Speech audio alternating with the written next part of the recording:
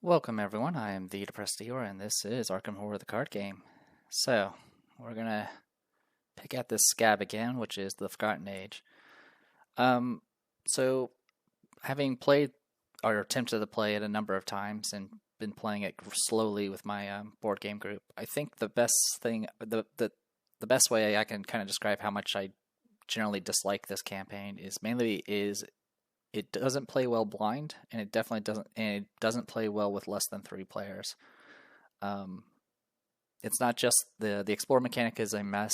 Some people claim that the return to makes the explore mechanic a lot easier, but having dealt with the return to version of explore mechanic in the Darkham Horror playthrough, I can safely say my luck says no to that too. Pretty much all cases of the Explore deck, whether you start with the treacheries with the encounter cards in it or not, I will always end up drawing all the encounter cards before I get locations. It seems to be just how it goes.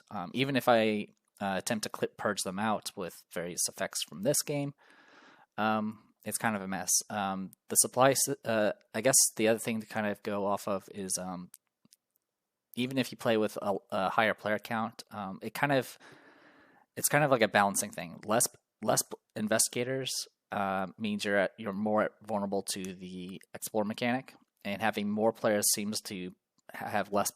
You tend to struggle a little bit more with the supplies because every new, even though you technically have more supplies with more people, you have to account. You still have to account for things like having additional provisions, possibly more medicine, and possibly more blankets for each investigator.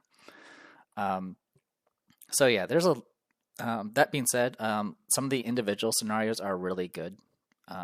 It's just unfortunately this campaign starts off on the wrong foot with its first 2 scenarios, which are really nice thematically, but they are just unbearably harsh.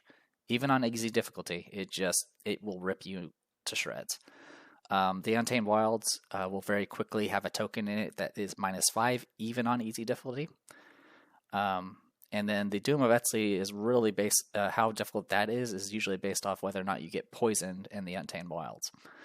So, with that, we're going to go ahead and try this. I've already got some build set up for this, and I've already drawn my weaknesses, and already the game is probably ready to kill me. But before we do any of that, let's go ahead and read up on the book. Earth is not ours. Primal myth and modern delusion joined in their assumption that mankind is only one, perhaps the least, of the highly evolved and dominant races of this planet's long and largely unknown career. So it's talking about all the new mechanics here. So it has supplies very similar to Darkham Horror. Granted, Darkham Horror came after this, but like I said, I really like the supply system in Darkham Horror more than this one. The biggest issue with the supply system in this campaign is it doesn't really tell you what anything does. Like there's general descriptions like these here, but you don't have enough information to actually know what you need to bring, which I guess makes sense if you're going to the unknown. But for a gameplay experience, like what if you bought too much food and end up having extra because you didn't know you only need about 3 or 4. I think you need 3 per player for the entire campaign, and you technically only need 1 per player at least in the first batch because you don't know that there's a second supply point.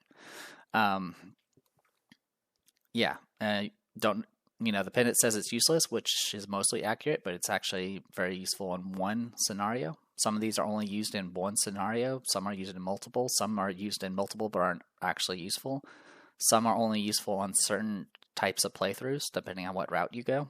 You just either have to guess and check and kind of track everything yourself, or you just need to go pull up the PDF that's already on the net that tells you exactly what every single thing does, which is what I ended up doing. But anyway, so that's about supplies. Essentially, any leftover supplies are not recorded, so you need to spend all of them at once. And it lets you know that each supply by themselves doesn't actually do anything, but there are cards in play throughout the game that will sometimes reference these supplies, in which case then they have an effect. Which is complete opposite of what it is in Darkham Horror, where every supply actually has an effect, and you are buying them purely for that effect, so you know exactly what you're buying things for. Vengeance is the other new mechanic. Vengeance is essentially victory, but bad. Vengeance that's in the victory display will do various effects throughout that scenario, and then there's also throughout the story, ending a scenario with Vengeance will also have some detrimental effects in the future. So Vengeance was kind of I guess, coming into the scenario, like if you're going in order, one of the things that was definitely noted is like the dealing with monsters, you generally want to deal with them in combat just by beating them up and, not having to deal with them. Sure, you can evade them, but there wasn't really much that backed up evasion. And the other issue, of course, is evading usually just meant you're just delaying the inevitable, because a lot of monsters tend to have Hunter, and they'll just keep coming after you anyway. Vengeance essentially ensures that you can go and kill everything, but you will be punished later for it. So you'll generally want to have some other options for this. Also, some locations can have Vengeance, in which case they will provide Vengeance if you get all the clues off of it. So you end up being put in a situation where, do you want this experience? You'll have to take some Vengeance for it, which is kind of interesting. But the issue with this, at least as far as the combat's concerned, is the fact that, again, if you're playing only 1 or 2 players, you are forced to wear an additional hat that you probably weren't used to having to put on, which is having someone that can just deal with enemies without murdering them. So someone that's good with evading, or some other method of just getting preventing the monsters from beating us up and stuff like that. Having 3 players, it's definitely a lot easier to deal with, because you can just have one person focus on evading, one person focus on combat, one person focus on clooving, or at least have some fluxing amongst everybody. Tends to make it a little bit easier. That being said, even with 3 people, it's still pretty rough. On my playthrough with where we're going 3-player, the only reason we're kind of keeping up with things is because I was using Mandy, and Mandy's kind of ridiculous as far as her clue getting potential. So yeah, like I said, sorry if I'm rambling a bit, but there's just a lot to kind of pick apart here. Like, Vengeance by itself is a very interesting mechanic. It's just in this campaign, it's very, very harsh. Explore. The way the Explore mechanic works, each scenario that has the Explore mechanic will have its own specific rules on how to handle it. In most cases, it'll be like, hey, if you meet these requirements, you can spend an action to an Explore, and when you do an Explore, you'll draw cards from the Explore deck, and if it's a location that's connected, you go to it. Otherwise, if it's a location that's not connected, you keep drawing. If it's a encounter card, you draw the encounter card, and that's classified as a failed Explore. But if you do eventually get to a connected location without drawing an encounter card, any additional cards you drew because they didn't connect get reshuffled back into the deck. One thing to note is the only time the Explore deck gets reshuffled is if you drew multiple cards to get your success. If you didn't, then you just keep the deck as it is. And then this is also, I believe, the first campaign that actually introduces Alert, which is essentially Retaliate, but for evading. And the big difference between Alert compared to Retaliate is Alert still triggers even if they are exhausted, even if they're not engaged with you too. So that makes things a lot worse for it. The other thing to note about Forgotten Age is this is the first campaign that has a -3 on easy difficulty, so that's something we have to account for. And yeah, it's quite a lot. So I am going to go ahead and read the prologue, and then I'll probably put a break and then talk about the characters. Because if things go really bad, I may just change things up and save us the trouble of having to reread this over, or saving me the trouble of rereading this over and over again. Prologue, Tuesday, June 2nd, 1925. There will be no rest for us this summer, it seems. Today I met with Harlan Ernston, a historical theorist at Miskatonic University and an old friend of mine. He'd said he had a job offer for me, but frankly I didn't know what to expect. Harlan introduced me to an associate of his, Alejandro Vela, a distinguished historian from across the southern border. Mr. Vela is a graduate of the prestigious university in Mexico City, and has spent many years researching the Aztec Empire. He claims that he has found evidence regarding the existence of an unheard-of Aztec city-state called Etzli. His strange and unprecedented findings were not accepted by the university, and he's become a pariah among his peers. Alejandro came to Arkham to seek funding for an expedition into the rainforests of southern Mexico, where he believes that the ruins of Etzli. So there's going to be a lot of Spanish words that I'm not going to be able to pronounce. Otepetl lie undiscovered. His description of this city-state's origins defies modern understandings of Mesoamerican history. Despite this, or knowing my old friend because of this, Harlan is enthralled by Alejandro's discoveries. Miskatonic University has agreed to fund the expedition, albeit meagerly, and Harlan wants me to go along. The way I see it, there's a good chance we're looking for something that doesn't even exist. But if there's even a slight chance these Etzli people existed, the historical significance would be profound. We debated the issue for some time, but in the end, we accepted Alejandro's offer. Preparations are underway, and we should be setting off by the end of the month. With any luck, we'll have this journal filled with all manner of interesting discoveries. If not, perhaps it'll be a nice wedge to place beneath Harlan's lopsided desk. So one thing to note is if you are using Ursula Downs, Leo Anderson, or Monterey Jack, you have to pick them to be the lead investigator as the expedition leader for scenarios 1 and 2. I'm not using these characters, so I don't need to worry about that. As an outcast from academia, funding for Alejandro's expedition is limited. Each investigator must choose supplies to bring for the expedition. In the campaign log, you list the supplies. Provisions and medicine can be each be taken more than once by recording their names multiple times and spending the appropriate number of supply points each time. So we're playing this digitally, so there are actually cards for these. So we can just we can keep track of them just by holding the cards. The supplies is based off number of investigators. We're going with 2, so it's going to be 7 supply points each. And then just kind of giving a summary, provisions is if you don't have them, you'll starve. Medicine, this is purely, the only use for medicine is to cure poison after a scenario, if you happen to get poison. Poison is really, really bad in this campaign, and it tends to stick around for quite a while if you don't have a means to get rid of it. Rope. Essentially, it just says, hey, it's good for climbing and spelunking. Note that some of these have different costs. Rope costs 3, provisions cost 1, medicine costs 2 each. Blanket is 2. So the rope is very useful for certain locations. It can also be used to go a little bit faster in one certain campaign. Blanket is purely to prevent otherwise unavoidable trauma that you can suffer. Essentially, if you go the entire campaign without a blanket, that investigator is going to be taking up 3 trauma of his choice. He gets to choose whether it's physical or mental. I used to not be team blanket, but I've been more favorable towards this because honestly, preventing 3 trauma over the course of an entire campaign is actually really useful. That's the other feedback about this particular campaign is it tends to throw trauma like candy. So if you're someone that's used to using things like arcane researches and in the thick of it, you may be in a world of pain.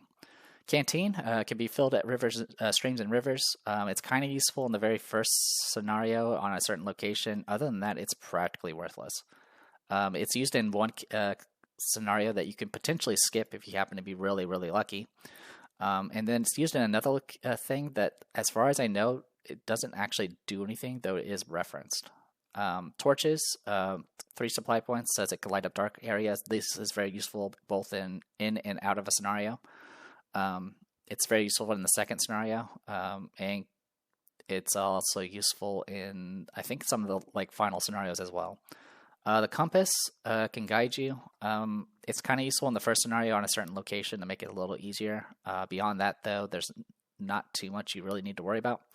The map, unmarked for now, but can be used to map out your surroundings. It can be used. I used to try using map because it's used in the first scenario. It can help deal with the explore deck. Unfortunately, the problem is twofold if you're playing the non-return version. The non-return version, you have to be at the main camp to use it, and it takes an action to use. In the return 2, they made it so you can actually activate this from anywhere, so you don't have to be just stuck at the main camp. Binoculars, this can it helps you see faraway places. For the most part, this is used to not only avoid trauma but also gain extra experience. So definitely grab this. Chalk, it says for writing on rough stone surfaces. I think this is used for a couple of locations, but it's mainly used if you want to ensure that you don't get any additional vengeance. If you do not take chalk right now at the start of the game, you will definitely get one vengeance at one point that you cannot avoid. And then the pendant, which only costs one, it says it's useless, and for the most part, it is used in one and only one scenario. Granted, it's actually a very useful effect for that scenario, and that scenario can be potentially very dangerous. But for now, that is what we're dealing with. Okay, so with that, I'll talk about the supplies and all that and the characters after I put a break here. Like I said, I'm going to put the break here just in case I need to change my game plan if things go really, really bad. The team I currently have selected is one I almost beat it with. So hopefully it does a little bit better this time around. All right, so I did imply this before the break, which is I already drew weaknesses for these particular investigators, and it's already looking kind of dangerous. So the two investigators I'm going with is Mandy Thompson and Rita Young. Like I mentioned before, I only have two investigators, and I have to account for the vengeance enemies. And to account for them, I do need to have someone that can evade and also kind of fight a little bit. For my experiences, at least trying to get, like I mentioned before, this particular pair, I managed to get to the very end, going the hardest route. I did go the hardest route, which is the going your own path route, but I ended up failing. I ended up dooming out at the end, simply because I just couldn't keep up with all the enemies. And to be honest, I let myself get bogged down by them when I should have just been going for clues. And that's kind of the issue with Rita is while I can definitely deal with evasions and stuff like that, if I need to kill something, it tends to be very difficult for her. But we're just going to have to make do and hope for the best. And then Mandy Thompson, you guys have seen me play her before, and she's rather strong. I've definitely made tweaks to the deck since then. I haven't gone full broken with her yet. Full broken would be going rogue for her, but I'm actually going to go ahead and go mystic with her again. And mainly just for the skill cards, because it'll give me a lot of skill coverage to deal with the numerous both willpower and agility based treacheries that are going to be coming our way. So with that being said, let's go ahead and start with Mandy, who is going to be our lead investigator. So right off the bat, this is scary. The weakness we drew was Damned. It's a curse omen. It's permanent, so it doesn't go in the deck at least, so I don't have to worry about Mr. Rook drawing it. But before the setting up each game, you draw a random card from the tarot deck and place it in front of you in the reverse position. So we have done playthroughs with Observed and played around with the tarot deck, but in this case, we only draw one card, and whatever we get is whatever we get. So for example, if I were to do it right now, we would have to reverse it and then take a look at this. So for this one, it is each investigator defeated during this game earns -2 experience during this resolution. Now, the first time I saw this card, I actually misread it. I thought I was just getting -2 experience no matter what, but it only applies if you get defeated. So for this one, it's not too bad because I don't plan on being defeated. But then there's other ones that are much, much worse. Like this one makes it so I have -3 hand size, so I only have a hand size of 5. And then there's ones like this one, the Lovers, which the reverse side makes it so you have to search your deck for an ally asset and remove it from the game for that playthrough. There's one that just gives you a random weakness, which can be literally anything. For that playthrough. There's one that makes the Elder Sign be a -5 once every agenda for the person that has it. The good news about Damned is it only affects the person that has it. Yeah, it only affects the owner. There is one exception to that, which is the one that swaps out a token. There's one that swaps out your highest beneficial token that's not the Elder Sign and replaces it with a Skull token. That one will definitely affect your partner. So yeah, that being said, if I do happen to get lucky and not get too bad things, this isn't the end of the world because now I don't have to worry about drawing it. That being said, we're already familiar with Mandy and her stat line and all that stuff. Like I mentioned before, this is going to be going Mystic. And I went with a very skill-heavy Mystic build. Practice makes perfect. A lot of practice cards as always. I do have some Grim Memoirs for additional card draw, and they use secrets. I do have some Knowledge is Power. For right now, this is mostly just a fast zero-cost way for me to investigate with a Grim Memoir, which is still very, very useful. It does also commit for willpower, which is always going to be useful in this campaign. I do have Segment of Onyxes. I do have In the Thick of It. I'll be starting with 2 Mental Trauma. Obviously, the Segment of Onyxes and the Pin of the Queen is definitely very useful in this, particularly in this this playthrough. We do have, of course, Water Protections, which we're definitely going to hopefully need. The rest of it is pretty standard secret kit. We are going to be using Mr. Rook. He is non-taboo, so he is a lightning bolt to use his ability, which will be very useful. Like I mentioned, I don't have to worry about drawing her weakness. Besides, well, I have to worry about drawing her specific weakness, but everything else I don't have to worry about for Mr. Rook, which is kind of nice. I do have so the 3 experience I got for the In the Thick of It. One of it's for the Segment of Onyxes. One of it is for Pathfinder, and then the last one's for Existential Riddle. Like I mentioned, we need to have a lot of ways to deal with enemies without killing them, and this is definitely one of those ways. This can make it so a non-elite enemy can never engage you, and makes things a lot easier.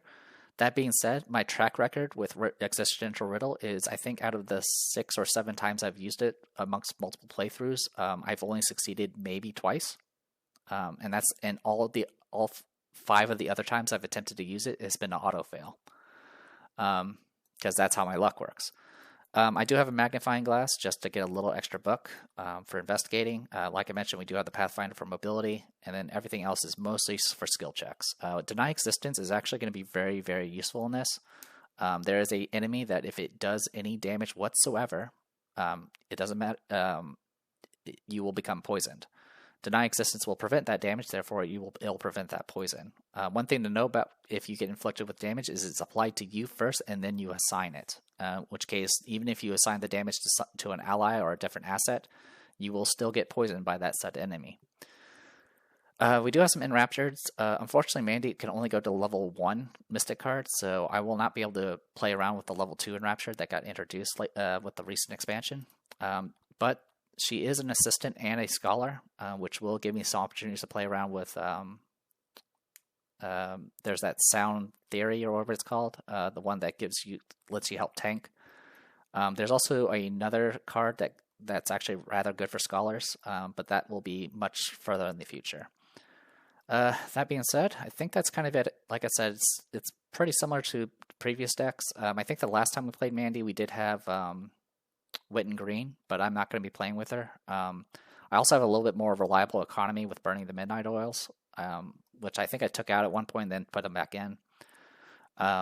Besides that, yeah, it's just I try to make things as cheap as possible. That way I can just focus on just investigating and exploring, because that's what I'm going to have to do a lot.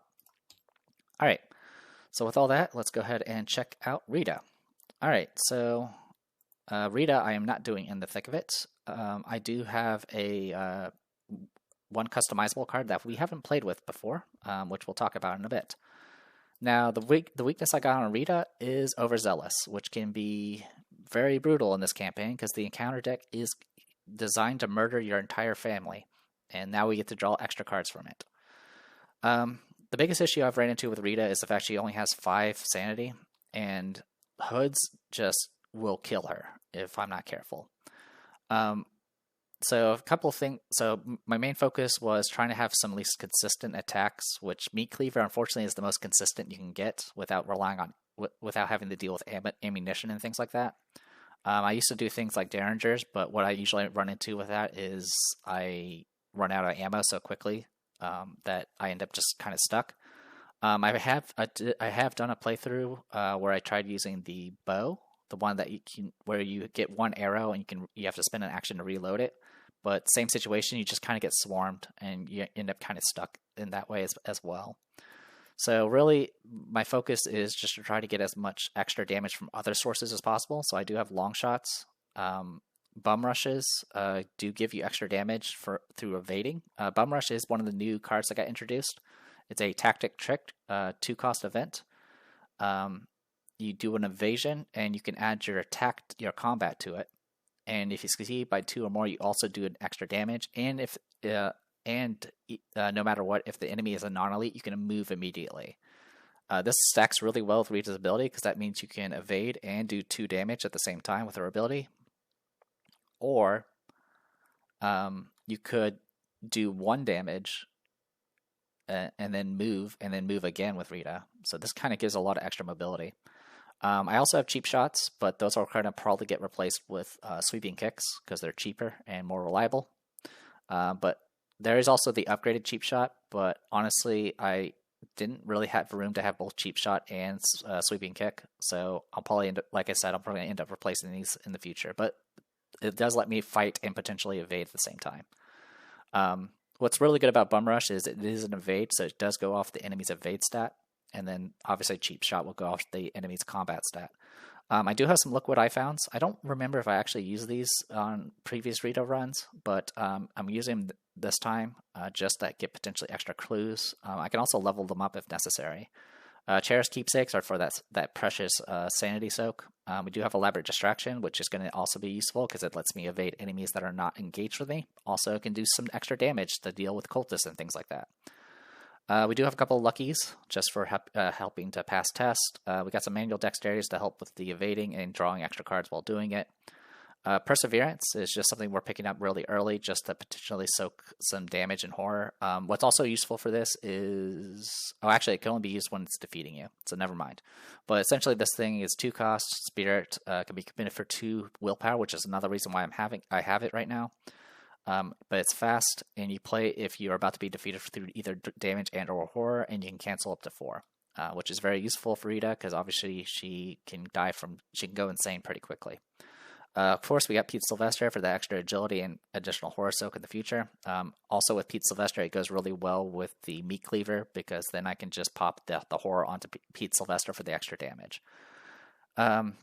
I do have some resourcefuls. I do have a lot of cards I would like to recur as much as possible, so resourceful will be very useful on that front. Sparrow Mask, of course, for dealing with helping out with the agility as well as the resisting the mythos. We got Track Shoes for additional mobility and agility, and then we got Take Hearts for that's essentially our economy and extra card draw for now.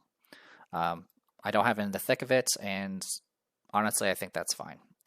Also, let's go ahead and talk about the customizable card, which is, of course, Grizzled. So Grizzled, let's look at the card itself first. So it's an innate develop skill. It commits for 1 wild, and if this tests on or against an encounter card, including fighting, evading, or parley, let's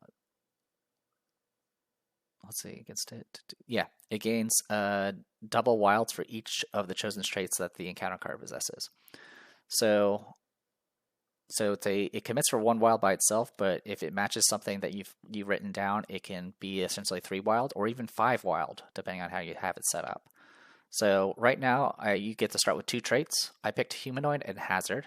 Humanoid pretty much covers majority of the things you run into in combat, and then Hazard generally is a pretty significant one in most campaigns.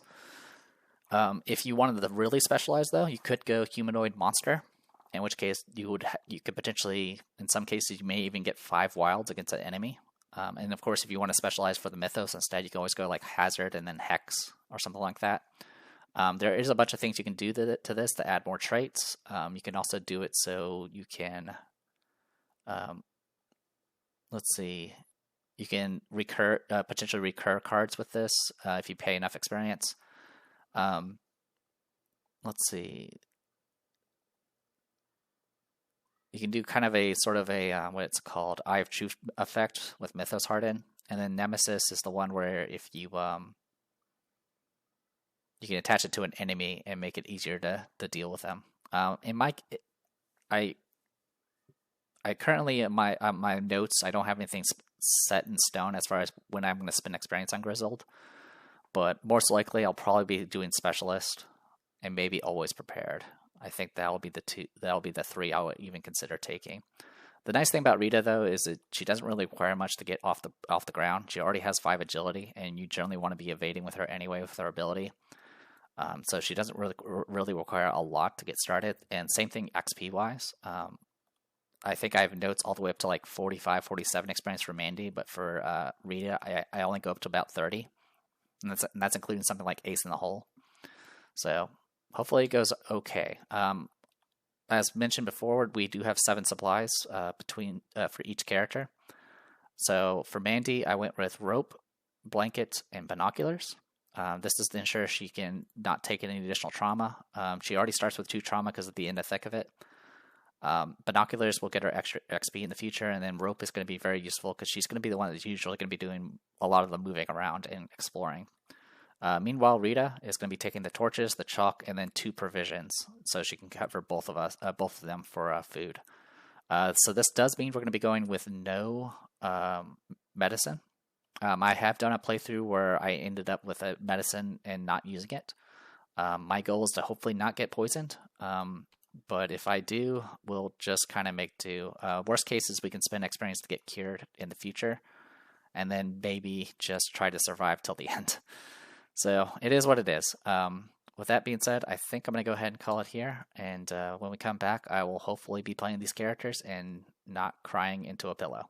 So, I am the Depressed Viewer. This was Arkham Horror the card game with Mandy Thompson and Rita Young attempting to go through the Forgotten Age. I'll see you guys next time.